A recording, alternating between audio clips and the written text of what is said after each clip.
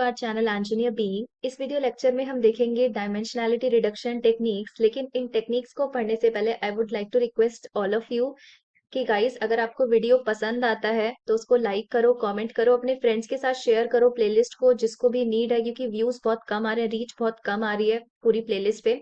और आप कमेंट कर सकते हो, डीप लर्निंग कमेंट कर दो, या टॉपिक का नेम, जो भी जिस भी चीज से रिलेटेड है वीडियो, आप टॉपिक का नेम कमेंट कर सकते हो। सो अब आते हैं अपने टॉपिक पे। तो हम तीन टेक्निक्स के बारे में पढ़ने वाले हैं, पीसीए, एलडीए एंड मैनीफोल्ड्स के बारे में। तो पीसीए एक डायमेंशनैलिटी रिडक्शन टेक्निक है। डायमेंशनैलिटी रिडक्शन का मतलब है कि फीचर्स को हम कम कर रहे हैं। पहले अगर आपके पास 10 फीचर्स थे तो हम अब 2 या 3 फीचर्स का यूज करके आपका मॉडल को ट्रेन कर रहे हैं। लेकिन ऐसा क्यों कर रहे हैं? ऐसा इसलिए कर रहे हैं क्योंकि बहुत ज्यादा फीचर्स होने की वजह से मॉडल जो है वो ओवरफिटिंग की प्रॉब्लम को फेस कर रहा था। ऐसा हमने पढ़ा था ओवरफिटिंग वाले कॉन्सेप्ट में, कि बहुत ज्यादा फीचर्स है, कॉम्प्लेक्स मॉडल है, और कुछ इस टाइप से ग्राफ आ रहा था कि हर एक पॉइंट को मॉडल जो है वो टच करने की कोशिश कर रहा था, यानी कि रट रहा था मॉडल आपके डेटा पॉइंट्स को, समझ नहीं रहा था, जनरलाइज नहीं कर रहा था। तो वो प्रॉब्लम हम फेस कर रहे थे। तो इसको ओवरकम करने के लिए हमें क्या करना पड़ेगा? डायमेंशंस को रिड्यूस करना पड़ेगा, यानी कि फीचर्स को कम करना पड़ेगा। और उसकी तीन टेक्निक्स हैं, पीसीए, एलडीए एंड मैनीफोल्ड्स। अब PCA is a statistical technique that simplifies the complex data, यानी कि कॉम्प्लेक्स डेटा को सिंप्लीफाई कर देगा by identifying its key directions of variation, यानी कि ये उन फीचर्स को लेगा जहां पर आपका डेटा ज्यादा स्प्रेड आउट है, जहां पर ज्यादा वेरी कर रहा है, जहां पर जिस फीचर का ज्यादा वेरिएंस है उस फीचर को वो ले लेगा। अब ऐसा क्यों है कि जिसका ज्यादा वेरिएंस है उसको ही क्यों लिया जा रहा है, उसको भी हम देखेंगे आगे, विजुअलाइज करेंगे। It transforms original variables into a new set of uncorrelated variables, principal components, preserving the essential information, यानी कि ये ट्रांसफॉर्म कर देता है ओरिजिनल वेरिएबल्स को, लेकिन इस तरीके से ट्रांसफॉर्म नहीं करता है कि डेटा का एसेंस ही खत्म हो जाए। जो ओरिजिनलिटी है, जो एसेंशियल इन्फॉर्मेशन है, वही खत्म हो जाए, वो चीज खत्म नहीं होगी, एसेंशियल इन्फॉर्मेशन रहेगी, उसको प्रिजर्व करके रखता है ये। और जो भी ये फीचर्स एक्सट्रैक्ट करता है उनको हम कहते हैं प्रिंसिपल कंपोनेंट। और ये जितने भी नंबर ऑफ प्रिंसिपल कंपोनेंट होंगे, ये आपके टोटल फीचर्स से या तो कम होंगे या उनके बराबर होंगे, उससे ज्यादा कभी नहीं होंगे आपके प्रिंसिपल कंपोनेंट्स। इसको यूज किया जाता है डायमेंशनैलिटी रिडक्शन में, simplifying analysis and enhancing the data interpretability. ये क्यों कहा गया है? मान लो आपके पास 10 फीचर्स हैं, तो आप 10D में तो विजुअलाइज नहीं कर सकते ना। तो पीसीए क्या करेगा? उसको 3D या 2D में कन्वर्ट कर देगा। तो डेटा को आप इंटरप्रेट भी आराम से कर सकते हो अगर वो लोअर डायमेंशंस में है। तो इसलिए यहाँ पर लिखा है एनहेंस डेटा इंटरप्रिटेबिलिटी, यानी कि डेटा को आप इंटरप्रेट कर सकते हो 2D 3D की फॉर्म में, क्योंकि 10D तो हम नहीं विजुअलाइज कर सकते। अब एक एग्जाम्पल लेते हैं जिसकी हेल्प से हम समझेंगे। तो यहाँ पर आपके पास फीचर्स है, number of hours, number of students, and उसके बेसिस पे आप प्रिडिक्ट कर रहे हो कि फेल होगा स्टूडेंट या पास होगा। अब इन दोनों फीचर्स को मान लो मैंने प्लॉट किया और इस तरीके से आ रहा है कुछ प्लॉट। ये सिर्फ एजम्पशन है कि प्लॉट आपका कुछ इस तरीके से आ रहा है। एक्स एक्सिस पे आपके नंबर ऑफ आवर्स और वाई एक्सिस पर है आपके नंबर ऑफ स्टूडेंट्स। ठीक है। तो यहाँ पर अगर आप देखोगे, आर का जो स्प्रेड आउट है वो डी डिस्टेंस पर है। अगर आप हर एक पॉइंट को, जैसे आपने यहाँ पे प्लॉट किया, तो आपने देखा कि कितना आपका वेरी कर रहा है, यानी कि यहाँ से लेकर यहाँ तक आपका number of hours per x axis पर आ रहा है। लेकिन अगर आप वाई एक्सिस पर देखोगे तो वो डी डैश डिस्टेंस पर है, कम डिस्टेंस है। यानी कि जो नंबर ऑफ स्टूडेंट्स वाला जो फीचर है आपका वो कम स्प्रेड आउट है, और नंबर ऑफ आवर्स वाला जो फीचर है वो ज्यादा स्प्रेड आउट है, यानी कि उसका वेरिएंस ज्यादा है। तो मॉडल क्या करेगा? इस वाले फीचर को ले लेगा, क्योंकि ये ज्यादा स्प्रेड आउट है, तो ये फीचर ले लेंगे, इसको छोड़ देंगे। तो आपने देखा ना, इनिशियली 2D में था आपका डेटा, 2 डायमेंशन में आप देख रहे थे number of student versus number of hours. लेकिन अब आपने क्या करा? सिर्फ नंबर ऑफ आवर्स ले लिया, यानी कि अब आपने सिर्फ इसको ले लिया, एक्स एक्सिस को, यानी कि आपने 2D से किस में आ गया? 1D में आ गए। तो ये क्या हुआ? डायमेंशनैलिटी रिडक्शन हुआ, किसकी हेल्प से? पीसीए की हेल्प से। एक और एग्जांपल लेते हैं कि मान लो यहाँ पर तो देखो डिस्टेंस अलग अलग है, तो हमने देख लिया कि ये वाला जो है एक्स एक्सिस वाला पैरामीटर ज्यादा वेरी कर रहा है, इसे ले लिया। मान लो अगर ये सेम होता, दोनों सेम होते, डी और डी डैश, तब क्या करते?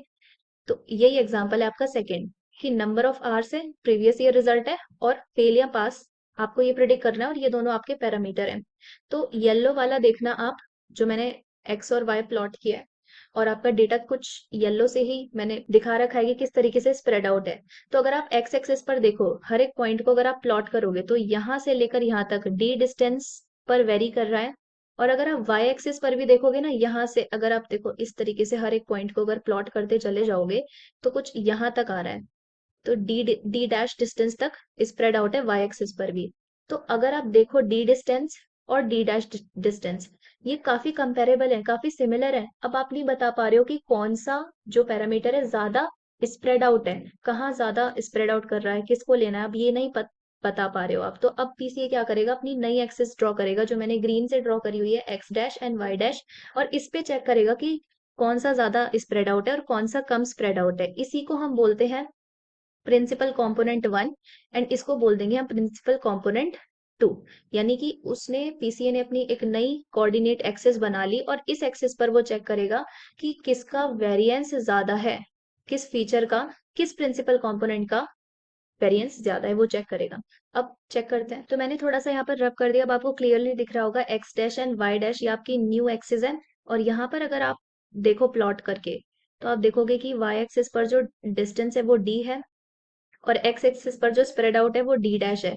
तो अब यहाँ पर आराम से पता चल रहा है अपनी एक्सिस चेंज करके कि कौन सा फीचर ज्यादा स्प्रेड आउट है। तो साफ साफ पता चल रहा है कि एक्स एक्सिस वो ज्यादा स्प्रेड आउट है, यानी कि नंबर ऑफ आवर्स वाले को सेलेक्ट कर लोगे आप और इसको छोड़ दोगे और प्रिडिक्ट कर दोगे कि पर्सन फेल होगा या पास होगा। तो यहाँ पर हमने क्या करा, कोऑर्डिनेट एक्सिस को चेंज किया, न्यू हमने प्रिंसिपल कंपोनेंट्स बनाए आर का और प्रीवियस ईयर रिजल्ट का, और फिर हमने देखा कि ये जो फर्स्ट वाला प्रिंसिपल कंपोनेंट है ये ज्यादा अच्छा है, यानी कि हमने अपने डेटा को न्यू कोऑर्डिनेट एक्सिस में प्लॉट किया। तो इस तरीके से काम करता है आपका पीसीए। अब एक सवाल ये आता है कि वेरिएंस ही हम क्यों देख रहे हैं, कि ज्यादा वेरिएंस वाला ही क्यों ले रहे हैं, कम वाला क्यों नहीं ले रहे हैं, तो उसको देखते हैं यहाँ पे। अब मान लो आपके पास ये दो पॉइंट्स हैं, एक ये ब्लू कलर का है और एक ये ग्रीन कलर का पॉइंट है। इस इनके बीच में जो एक्चुअल डिस्टेंस है ना वो डी है, और आपका डेटा का प्लॉट कुछ इस तरीके से एक्स एंड वाई एक्सिस पर। अब हमें क्या करना है, डेटा को इस तरीके से डायमेंशनैलिटी रिड्यूस करनी है उसकी, कि एक्चुअल एसेंस जो है ना डेटा का वो खराब ना हो, डेटा डिस्टॉर्ट ना हो आपका। तो वो एसेंस जो है वो बने रहना चाहिए आपके डेटा का। तो हम क्या कह रहे हैं, हम ज्यादा वेरिएंस वाला सेलेक्ट करेंगे और जो कम वेरिएंस वाला फीचर है उसको हम सेलेक्ट नहीं करेंगे। अब मान लो कि हम ये कम वेरिएंस वाला सेलेक्ट कर लेते हैं, तो अब अगर आप चेक करो कि ये जो डिस्टेंस है डी इन दोनों पॉइंट्स के बीच का, ये काफी कम है डिस्टेंस इसके कंपैरिजन में। एक्चुअल डिस्टेंस तो डी है, और आप अगर कम वेरिएंस वाला फीचर लेते हो स्मॉल डी, तो इनके बीच में जो डिफरेंस है वो बहुत ज्यादा है। लेकिन अगर आप डी डैश और कैपिटल डी को कंपेयर करोगे तो ये जो डिस्टेंस है वो ऑलमोस्ट सिमिलर है।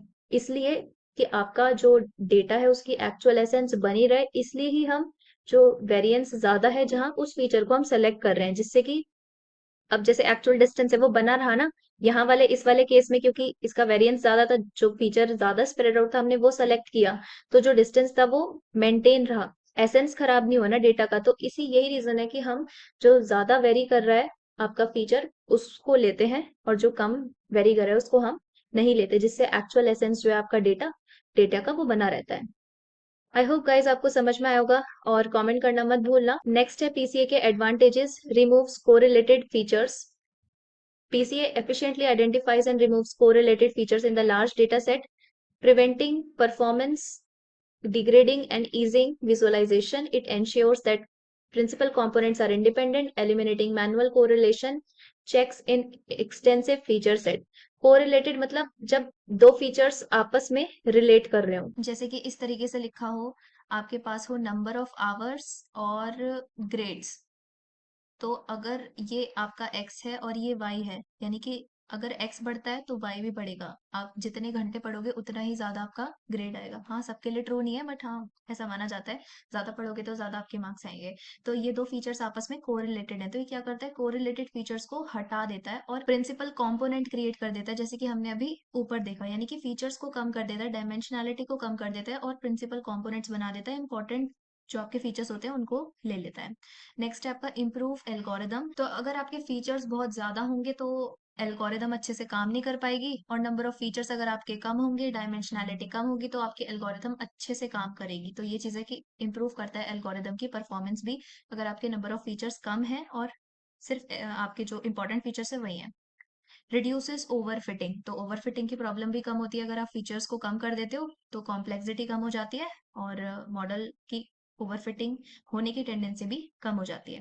नेक्स्ट है इम्प्रूव्स विजुअलाइजेशन। तो वही चीज, सपोज आपके पास 10 फीचर्स हैं तो 10-10D में तो आप नहीं कर सकते ना विजुअलाइज, उसको आप 3D या 2D में ही कर सकते हो विजुअलाइज। तो विजुअलाइजेशन भी इम्प्रूव करता है जब आपका डायमेंशनैलिटी रिडक्शन हो जाता है, आप अच्छे से देख पाते हो चीजों को। तो ये था आपका पीसीए और उसके कुछ एडवांटेजेस। सेकंड जो आपके पास टेक्निक है वो है एलडीए, लीनियर डिस्क्रिमिनेंट एनालिसिस, और नॉर्मल डिस्क्रिमिनेंट एनालिसिस, और डिस्क्रिमिनेंट फंक्शन एनालिसिस, इन तीन नामों से इसको जाना जाता है। ये भी एक डायमेंशनैलिटी रिडक्शन टेक्निक ही है जिसको सुपरवाइज्ड क्लासिफिकेशन प्रॉब्लम्स के लिए यूज किया जाता है। It is use for modelling differences in group and separating two or more classes. यहाँ पर डायमेंशनैलिटी रिडक्शन के साथ साथ दो क्लासेस में सेपरेट करने के लिए भी यूज किया जाता है आपके डेटा को। It is use to high dimension to lower dimension. तो हाई डायमेंशन से लोअर डायमेंशन स्पेस में आप देख सकते हो फीचर्स को। इस तरीके से भी काम करता है, जैसे कि हमारे पास दो क्लासेस हैं और हमें उनको सेपरेट करना है। तो क्लासेस के बहुत सारे फीचर्स हो सकते हैं। तो ये कह रहा है कि अगर आप एक सिंगल फीचर यूज करते हो तो वहां पर आपको डिफिकल्टी हो सकती है क्लासीफाई करने में। इस चीज को समझते हैं थोड़ा। सो फॉर एग्जाम्पल, आपने यहाँ पर एक्स एक्सिस में प्लॉट किए कुछ पॉइंट्स, सपोज एक ये पॉइंट, एक ये वाला पॉइंट, ये पॉइंट, ये पॉइंट एंड ये पॉइंट, और यहाँ पर आपने इस तरीके से प्लॉटिंग करी है।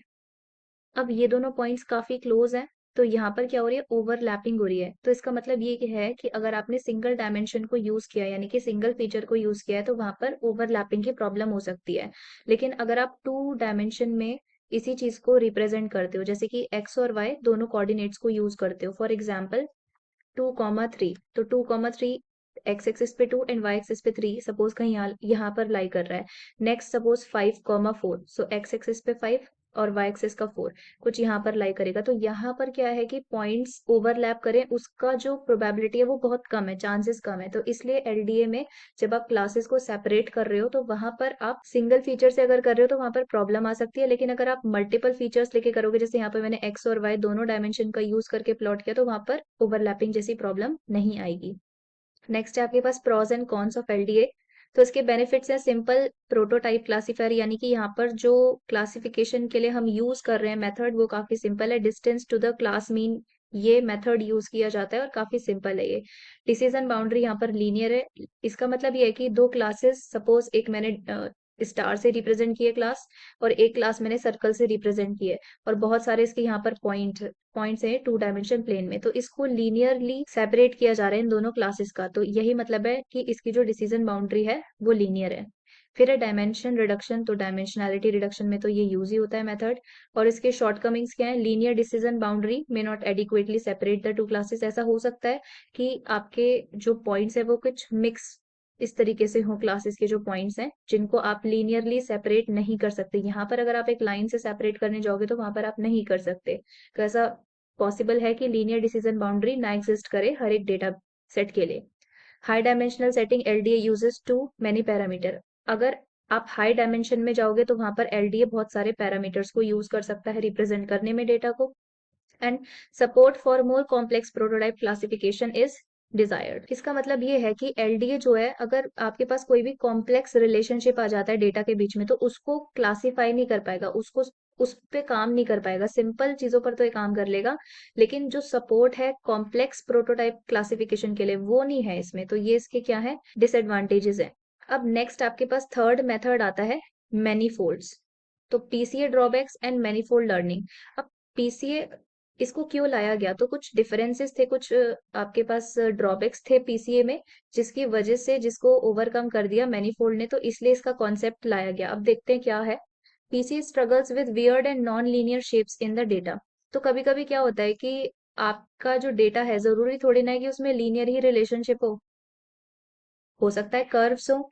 तो इन कर्व्स को इंटरप्रेट करने में यहाँ पर डायमेंशनैलिटी रिडक्शन में ना ये ठीक से काम नहीं कर पाता। तो इसलिए यहाँ पर मैनीफोल्ड काम करता है। To handle this advance method like manifold learning were developed. They are like flat, flexible surface that mimic normal space. They figure out structure of the data without predefined categories, especially useful for non-linear shapes. तो basically manifold learning का use कहाँ पर किया जाता है, जहां पर आपका नॉन लीनियर रिलेशनशिप होता है डेटा में, वहां पर इसको यूज किया जाता है। क्योंकि लीनियर में तो पीसी अच्छे से काम कर लेगा, बट अगर नॉन लीनियर शेप्स है, कर्व्स बन रहे हैं, तो वहां पर ये ठीक से काम नहीं कर पाता। तो वहां पर हम मैनीफोल्ड का यूज करते हैं। गोल क्या है इसका, it aims to understand the original data layout. Original मतलब जो आपका एसेंस है डेटा का, उसको ये खोने नहीं देगा। चाहे वो डेटा आपका कर्व शेप में हो या ट्विस्टेड उसका इंटरप्रिटेशन हो, तो वो दोनों ही तरीके से रिप्रेजेंट कर सकता है डेटा को। It uses clever method to uncover pattern without losing the essential information. तो वही चीज, डेटा का एसेंस लॉस नहीं होगा और आपका डेटा जो है वो ओरिजिनल जैसा है वैसा ही रहेगा, लेकिन ये उसको अच्छे से इंटरप्रेट कर सकता है, चाहे वो कर्व्ड हो आपका, नॉन लीनियर पे बहुत अच्छे से काम कर सकता है मैनीफोल्ड लर्निंग।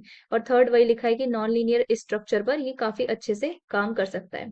अब दो कैटेगरीज में इसको डिवाइड किया गया है, इसके एल्गोरिदम।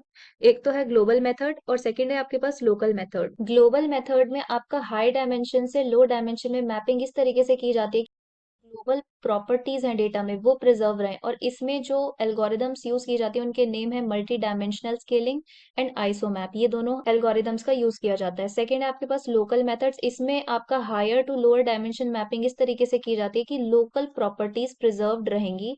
और ये इसमें जो यूज होती हैं एल्गोरिदम्स उनके नेम है linear embedding, Laplacian eigen map, local tangent space and Hessian eigen mapping. अब यहाँ पर global properties and local properties को आप एक एग्जांपल से समझ सकते हो। सपोज एक मैप है और इसमें आप सिटी को प्लॉट कर रहे हो, तो आपने सिटीज को प्लॉट कर दिया, तो ये क्या है कि मैप में आपने सिर्फ सिटीज को प्लॉट कर दिया, तो वो एक ग्लोबल प्रॉपर्टी है। लेकिन सिटीज के अंदर आप और भी स्पेसिफिक रीजन बता रहे हो कि कहाँ पर क्या चीज है, तो वो क्या है, लोकल प्रॉपर्टीज हो गई।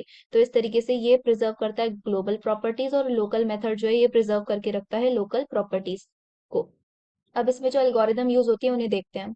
आइसोमैप, तो ये आइसोमैप क्या करता है, ग्लोबल प्रॉपर्टीज को प्रिजर्व करके रखता है। In manifold learning, algorithm like isomap use geodesic distance to understand the relationship between points on a curved surface। तो geodesic distance, जैसे आपके पास यूक्लिडियन डिस्टेंस होता है ना, दो पॉइंट्स के बीच का डिस्टेंस निकालने के लिए, ये x1 y1 पॉइंट और ये x2 y2 पॉइंट। तो यूक्लिडियन डिस्टेंस कुछ इस तरीके से होता है, x2 माइनस x1 का square plus y2 minus y1 का स्क्वायर, ये होता है आपका यूक्लिडियन डिस्टेंस। उसी तरीके से जियोडेसिक डिस्टेंस होता है जो कर्व सरफेस के डिस्टेंस को अच्छे से कैलकुलेट करता है।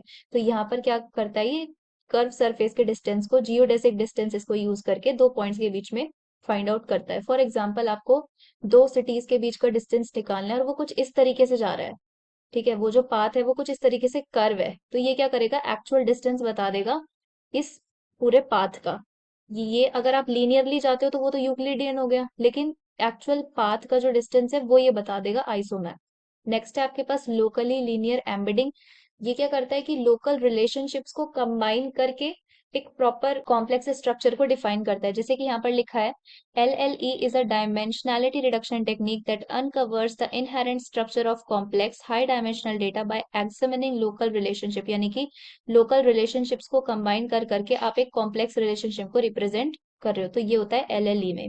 नेक्स्ट है आपके पास TSNE, T distributed stochastic neighbouring embedding. ये मेथड जो है ये भी हेल्प करता है लोकल रिलेशनशिप को प्रिजर्व करने में, और लोकल रिलेशनशिप्स की हेल्प से ये क्लस्टरिंग में आपको हेल्प करेगा।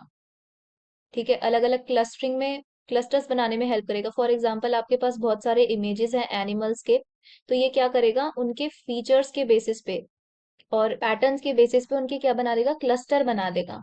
तो इस तरीके से TSNE काम करता है इन मैनीफोल्ड एल्गोरिदम्स। तो गाइज ये था आपका LDA, PCA एंड मैनीफोल्ड्स के बारे में। आई होप आपको वीडियो समझ में आया होगा।